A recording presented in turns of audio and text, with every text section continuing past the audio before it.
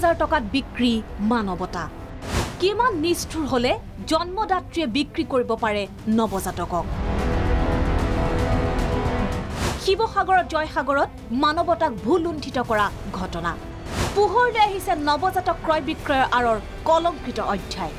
খুদ আশা কৰ্মীৰ মধ্যস্থতাত চিকিৎসালয়ৰ বাহিৰতে 50,000 বিক্ৰী নৱজাতকক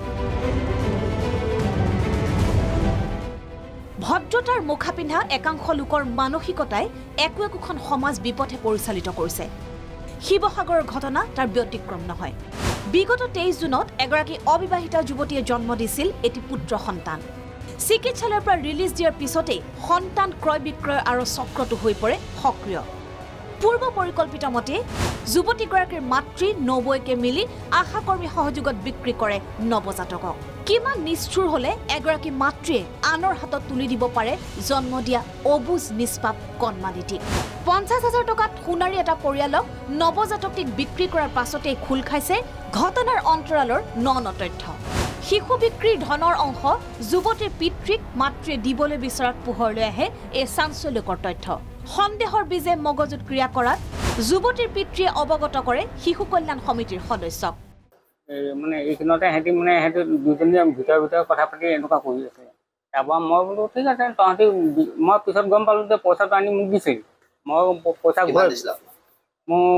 10,000 দিছিলে মই বোলো পইচা ঘূৰাই দে আৰু মোৰ ল'ৰা বুজিব নোৱাৰোঁ কিন্তু তাৰ পিছত কি হ'ল শুনক শিশু কল্যাণ সমিতিৰ সদস্যৰ মুখেৰে তাৰ সূত্ৰে আমি আমাৰ শিশু কল্যাণ অফিচৰ পৰা আমি আহিলোঁ আমাৰ CWCৰ লগত আহিলোঁ আহি পেলাই তেখেতলোকক বুজোৱা হ'ল যে কেঁচুৱাটো কোনোবা বিক্ৰী কৰিব নোৱাৰিব তেখেতলোকে নিজে চমজি ল'ম বুলি ক'লে কিন্তু সিহঁতে মানে তাৰ মাজতে কেঁচুৱাটো বিকি দিলে হস্পিটেলৰ পৰা বাহিৰে বিকি দিলে পৰহি ৰাতি মই গম পালোঁ মোৰ ঘৰৰ কাম কৰা মানুহগৰাকীয়ে মোক খবৰ দিলে যে তেহেঁতি মানে 50,000 বিকিলোঁ বুলি কেঁচুৱাটোৰ আইতাকে ক'লে হাতীকোষত আমি তেখেতলোকক বিচাৰি উলিয়ালোঁ মানে কেঁচুৱাটোৰ মমায়েক মামীয়ে বিচাৰি উলিয়াই পেলাই গম পালোঁ যে আশা বাইদেৱেও মানে কথাটো লুকুৱাইছে যেন লাগিছে শিশু বিক্ৰীৰ অভিযোগনা এই বৃহৎ নেক্সাছটো পোহৰলৈ আনিছিল যুৱতীগৰাকীৰ পিতৃ প্ৰবীণ গগৈয়ে নাতিনীয়েকক বিক্ৰী কৰাৰ ক্ষেত্ৰত আচলতে বাধা দিছিল তেওঁ এইটো কথাত সন্মত নাছিল আৰু তেওঁৱেই প্ৰথম শিশু কল্যাণ সমিতিলৈ এই কথাটো কৈছিল যে সন্তানটো জন্ম দিয়াৰ পাছত অৰ্থাৎ 23 যেতিয়া জুনত চিকিৎসালয়ত ভৰ্তি কৰা হৈছিল সন্তান জন্ম হৈছিল শাৰীৰিকভাৱে কিছু পৰিমাণে প্ৰীতি গগৈ দুৰ্বল আছিল সেইকাৰণে হস্পিটেলত কিছুদিন আছিল আৰু আজি 4 দিনৰ পূৰ্বে যেতিয়া এই নৱজাতক বিক্ৰীৰ গোটেই ঘটনাটো সংঘটিত হৈছিল তেতিয়া 50,000 টকা জানমণি গগৈয়ে যেতিয়া প্ৰবীণ গগৈৰ হাতত জমা দিছিল তেতিয়া প্ৰবীণ গগৈয়ে এটা প্ৰশ্ন কৰিছিল জানমণিক যে কেঁচুৱাটো তহঁতে বিক্ৰী কৰি দিলি নেকি ইফালে নৱজাতকটিৰ পিতৃৰ পৰিচয় বৰ্তমানো হোৱা নাই উদ্ধাৰ সোণাৰী নিসন্তান দম্পতীয়ে প্ৰথমে আশা কৰ্মী ৰেশমা তাঁতীৰে কৰিছিল যোগাযোগ একমাত্ৰ আশা কৰ্মীৰ তথ্যৰ ভিত্তিতে শিশু ক্ৰয় বিক্ৰয় ঘটনাটো সংঘটিত হৈছিল নাজিৰাৰ আশা কৰ্মী ৰেশমাই শিৱসাগৰ আশা কৰ্মী মনোৱাৰা বেগমৰে মিলি এই কাণ্ড সংঘটিত কৰা তথ্য পোহৰলৈ অহাত ঘটনাটোৱে সৃষ্টি কৰিছে ব্যাপক খলকনি এই পইচাটো কিস্তি চিষ্টেমত লোৱা হৈছিলে যেহেতু সুৰক্ষা বিষয়াৰ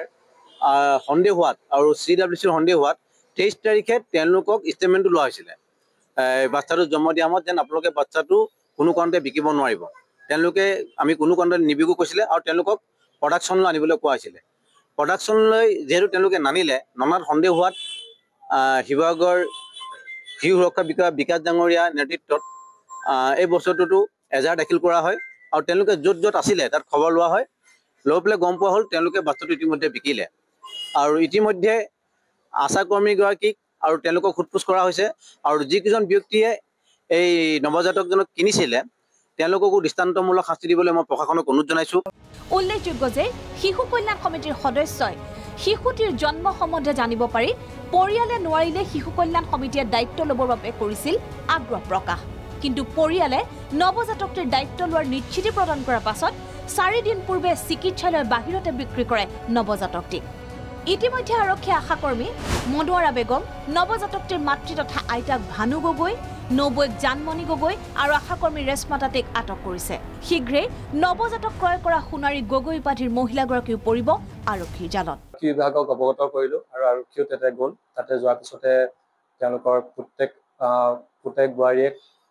সহিতে আৰু এগৰাকী আশাকৰ্মীক আটক কৰি লৈ আহিলে জয়সাগৰ চিভিল হস্পিটেল জয়সাগৰ আউটপোষ্টলৈ আটক কৰি অনাৰ পিছত আমি সন্ধিয়া সময়ত আমাৰ ফালৰ পৰা এখন এজাহাৰ তাতে দাখিল কৰা হ'ল যাতে এই যিটো কেঁচুৱা এটা বিক্ৰী হৈছে অৰ্থাৎ মানৱ সৰবৰাহ হৈছে এই সৰবৰাহৰ লগত জড়িত ব্যৱস্থাটোত যিসকল ব্যক্তি প্ৰত্যক্ষভাৱে বা পৰোক্ষভাৱে জড়িত হৈ আছে গতিকে সেইসকলক আইনৰ আওতাত আমি শাস্তি দিয়ক যাতে আৰু কেঁচুৱাটো উদ্ধাৰ কৰক তাকে